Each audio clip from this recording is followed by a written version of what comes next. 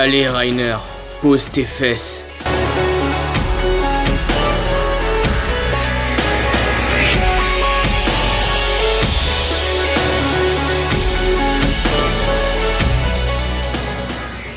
Salut les Liliens, j'espère que vous allez bien. Il est temps et l'heure pour moi de vous présenter ma revue du chapitre 99 de SNK. Un début de chapitre assez fébrile, on y retrouve Rainer, Berthold et Annie, dans le rêve de Rainer, où ils sont en train de parler de l'homme qui s'était pendu, après leur avoir raconté son histoire.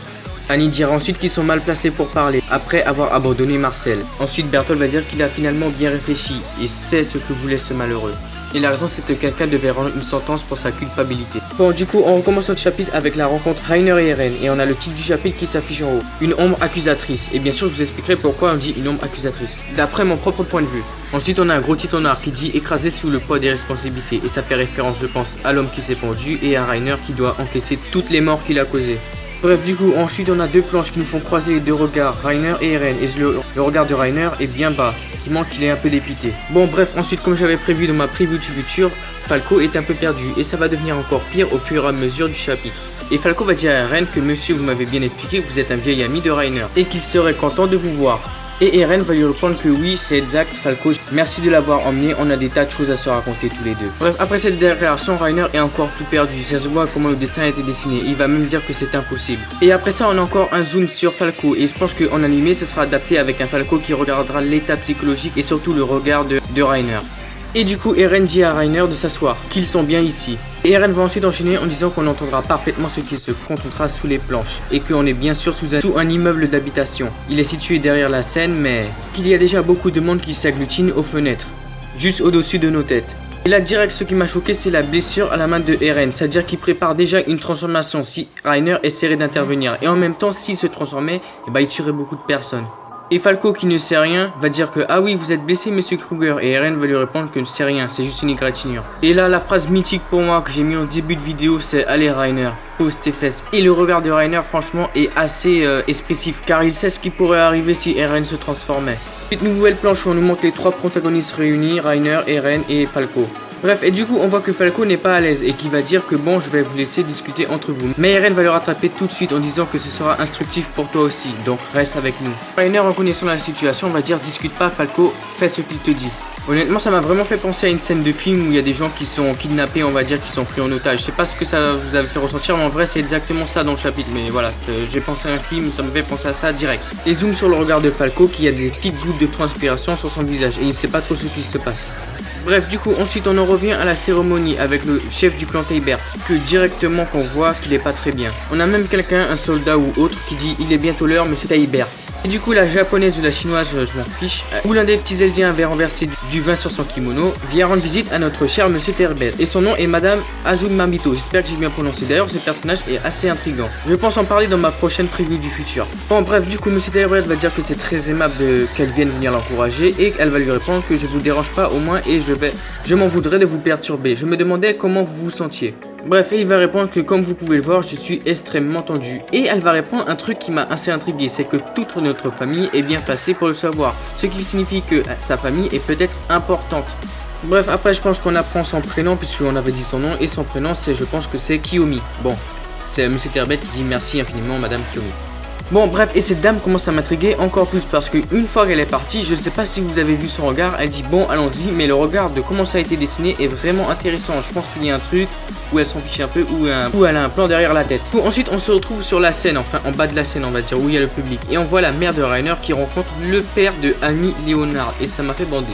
De plus ils ont l'air de bien se connaître, mais vous allez me dire que comme ils sont tous Eldiens, ils doivent tous se connaître puisqu'ils vivent dans les camps. Bon c'est pas forcément vrai mais c'est une possibilité. Bref, le père de Annie va dire que nous étions pas revu depuis le retour de votre fils, il me semble. Donc du coup, ce qui signifie que quand Rainer est rentré, lui, il attendait sa fille. Enfin, il espérait que Annie allait rentrer, mais justement, elle n'est pas rentrée, puisqu'on sait qu'elle est prisonnière. Et du coup, ça me fait un peu mal et en même temps, ça me donne beaucoup d'idées. Bref, il va dire à Madame Brown, c'est-à-dire la mère de Rainer, qu'il n'aimerait pas être là, mais puisqu'on l'a invité, il doit venir. Madame Brown va dire que oui, c'est évidemment un honneur qu'on ne peut pas refuser.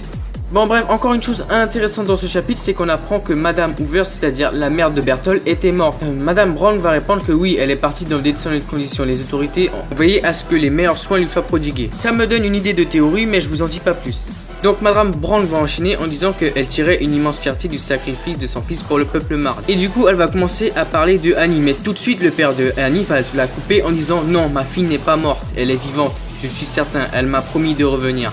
Bref, après cette scène, on enchaîne avec des soldats qui sont en train de parler du rassemblement de la déclaration de guerre. Ce n'est pas un endroit pour faire ça. Ils vont même parler de tous les généraux, enfin de toutes les personnes de l'autorité à Mars, c'est-à-dire tous les militaires ont été rassemblés dans une tribune. Ils vont aussi parler des ambassadeurs, des célébrités et des reporters envoyés du monde entier. Bon, ensuite on a un zoom sur le groupe de Siègle avec Pig, Galliard et les autres qui sont en train de parler avec les enfants. Ils vont même parler de l'influence du clan Teibert, alors qu'ils sont Eldiens comme eux, c'est ça que Galliard va dire. Et en même temps, c'est une remarque très intéressante, mais en même temps, c'est normal puisqu'il y a une histoire derrière ça.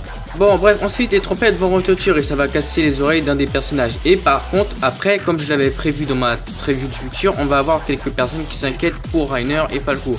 Par Gabi et l'autre gars à lunettes. Et Gabi va dire je me demande ce qu'il fabrique. Bref, ensuite on a un soldat dont le visage ne nous est pas montré, donc déjà on sait que c'est louche, puisque normalement même si un personnage est secondaire, même voire moins utile que secondaire, il a quand même un visage, mais là le visage nous est caché. Et il va demander aux guerriers, c'est-à-dire Galliard et les autres, de le suivre. Du coup, on en revient vite fait à la conversation entre Eren et Reiner et Falco. Et Falco, on a vite fait un zoom sur lui et ensuite il va dire que ça y est, on dirait que ça va commencer. Bref, ensuite on a à peu près 5 planches qui nous montrent le visage de Reiner et de Eren. Une planche pour Eren et le reste c'est pour Reiner, avec le visage de Reiner, avec la transpiration et tout. Bon, bref, et là, Reiner va dire le vrai nom de Kruger, c'est-à-dire Eren, et il va dire comment tu es arrivé ici. Et on va voir vite fait un zoom sur Falco, avec une petite goutte de transpiration, même si certains n'ont peut-être pas vu. Mais il est un peu surpris, on va dire. Bon, il n'y a pas vraiment de surprise, mais on nous montre juste son visage. Bref, et du coup, Eren va dire, c'est vraiment ça la première question qui te vient à l'esprit? Bref, et du coup, la question que j'avais prévue normalement en prévu du futur, et c'est qu'est-ce que tu viens faire ici? Et c'est lui qui l'a demandé, je précise bien. Et Eren va répondre la même chose que toi. Et là, zoom encore sur Reiner, ça m'a fait vraiment pitié, même si j'aime bien le personnage, mais en même temps je l'aime pas trop. Mais ça penche pour le bien pour le personnage. Il va vraiment être dépité en prenant sa tête dans ses mains et en transpirant, etc. Et il va un peu bégayer en disant pourquoi, etc. Bon, après il va dire vraiment la phrase pourquoi, et Eren va lui répondre c'est ça, tu ne comprends pas. Et là honnêtement on va dire qu'on frôle le sadisme avec Eren, j'ai jamais vu ça. Il va dire c'est exactement pareil que toi pourtant. Comme toi je n'ai pas d'autre choix, et franchement moi je le vois comme du sadisme on va dire. Et pareil, dites-le moi si vous pensez que c'est du sadisme en commentaire. Bref, et du coup on en retourne dans la scène où on voit les projecteurs qui s'allument sur le chef du clan Teibert. Non mais regardez-moi le visage de Reiner, voilà, il est vraiment perdu du jeu et voilà, il est vraiment perdu. Bon bref, ensuite Eren va dire que le rideau se lève et il va dire de tondre l'oreille. Donc Monsieur Teibert va raconter l'histoire du clan Eldien et je vais vous lire vraiment ça, lire cru. Laissez-moi vous narrer une histoire remontant une centaine d'années en arrière. L'Empire Eldien, grâce au pouvoir des titans, avait mis le monde sous son joug. Donc ensuite il va dire un chiffre assez mathématique en disant à combien de victimes les titans fait. Bon, combien de victimes les titans fait, et il va dire que les dernières études affirment que le total serait plus de 3 fois supérieur à la population mondiale actuelle. Les titans ont anéanti des ethnies entières et entraîné la disparition complète de bien des civilisations. Les massacres qu'ils ont commis sont la toile de fond qui accompagne l'histoire de l'humanité et celle de l'Empire Eldien. Ensuite il va dire que comme ils n'avaient plus d'ennemis, ils ont fait un conflit antérieur entre la maison des 8 titans. Justement, on a une image avec les titans qui se battent, enfin des personnes pas transformées en titans. D'ailleurs, on a même la preuve qu'il y a le titan charrette, celui qui a 4 pattes qu'on voit à droite en bas. Bref, ensuite il va dire que pour résoudre ce problème, un vaillant mare nommé Elos va finalement trouver une entente. Et il va réussir à dresser les Eldiens les uns contre les autres, avec la famille Teibert, mettant ainsi à genoux le roi Fritz. Il a donc été obligé de se reclure avec ses Eldiens sur l'île du paradis. Mais il va dire que cependant, au dépit de cet exil, le pouvoir de la dynastie Freeze n'en est en rien altéré. Ils sont restés aussi puissants. Et qu'il y a même une armée de titans prête à combattre. Et d'ailleurs, j'ai vraiment une prédiction, mais une théorie de malade sur ce qui va se passer. D'ailleurs, ce chapitre m'a donné beaucoup d'idées. Et Monsieur Teibert va encore ressentir son truc d'étude en disant que nous pouvons nous estimer chanceux que cette attaque n'ait pas encore eu lieu. Et ensuite il va parler de la mission d'expédition qui avait été menée sur l'île du paradis avec les 4 titans qui avaient été déposés, Reiner, Bertholdt, Annie et Marcel. Dans le seul à être revenu, c'est le titan cuirassé. Et il va aussi parler des navires qui ont été détruits. Bref, et en animé je pense que ça va être adapté comme ça puisque l'écriture a été écrite en gras. Il va dire le sombre empire Eldien n'a absolument rien perdu de sa puissance. Et du coup on en retourne à la conversation Reiner et Eren. Et Eren va dire t'as entendu Reiner, c'est ça la raison pour laquelle vous avez détruit le mur. Vous vouliez sauver le monde, pas vrai?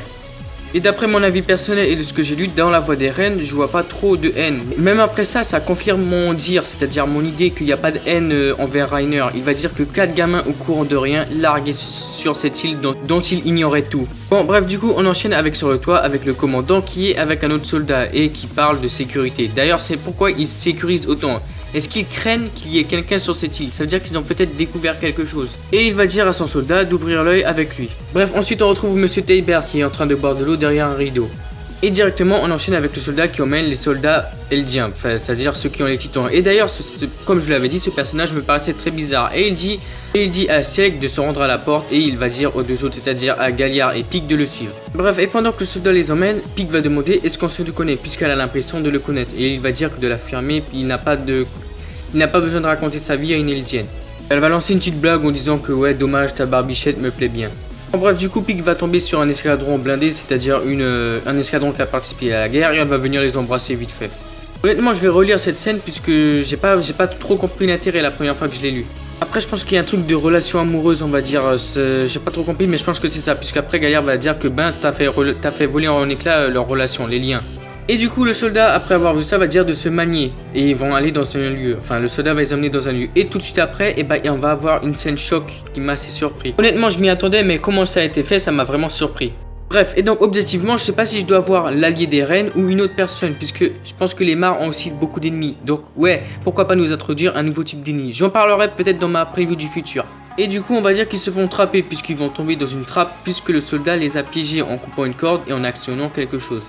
Et du coup, pendant cette scène, on nous montre le visage du protagoniste. Et honnêtement, je pense que c'est plutôt... ça pense sur du Levi, vu le regard et vu comment il a tiré le truc sans aucune pitié. Je vois le truc comme ça. Un Armin, il aurait eu, tu vois, un regard un peu plus compréhensif ou un truc du genre. Bon, et du coup, ils sont tombés et le soldat va refermer la porte. Et on va enchaîner tout de suite avec Reiner, Falco et Eren. Et du coup, j'en profite un peu pour me sucer la bite puisque j'avais dit que Reiner allait se faire capturer, mais finalement c'est Sieg et Pieck. J'avais un peu raison, mais en même temps j'avais un peu tort. J'avais plus tort que raison, mais ça passe quand même.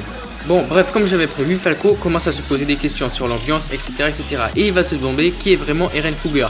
Et il va se dire la question, un vieil ami, mais attends un peu, un vieil ami, ça remonte peut-être à l'île du paradis. Et il va dire que non, ça ne se peut pas, ça voudrait dire que de l'île du paradis. Et bien sûr la réaction sur Falco, un petit zoom sur ses yeux, un peu horripilé on va dire. Horrifié pardon. Du coup on en revient vite fait un peu sur Monsieur Teibert qui va dire à présent passons réellement dans le vif du sujet. Il va révéler la vérité sur les Eldiens et surtout sur le roi Fritz.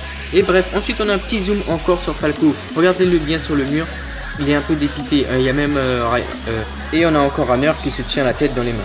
Bref, ensuite, Monsieur Teibert va révéler la vérité sur le roi Fritz. Il va dire qu'en fait, le roi Fritz n'a jamais perdu. Il a fait exprès de se retrancher dans les terres, c'est-à-dire sur l'île du paradis. Bon, je veux vraiment vous faire un résumé puisque j'ai pas trop le temps. En plus, je sors ma review en retard puisque je sais, mais j'avais quand même des choses à faire. J'ai une vie en dehors de YouTube. Il va donc avouer que ni Elo, c'est-à-dire le héros Mar, et ni le clan Teibert n'ont mis fin à ce conflit. Et que c'est le roi Fritz qui a décidé de le faire.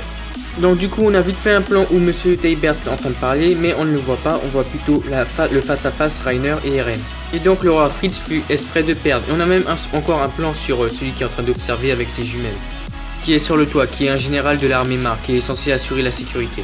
Et on en revient à ce qu'on avait dit normalement dans l'anime et dans la série, il va faire une sorte de pacte de non-agression et que si quelqu'un les agresse, il répliquera avec une telle violence qu'il détruira les Mar. Et on en revient à la volonté du roi, qui va dire pour s'assurer que l'aventure perdure même après sa mort, Karl Fritz prit soin de mettre en place un pacte de non-agression. Ces effets s'appliquent à tous les descendants de la lignée royale qui veulent seulement eux qui peuvent détenir le titan originel, dont le pouvoir permet de contrôler tous les titans.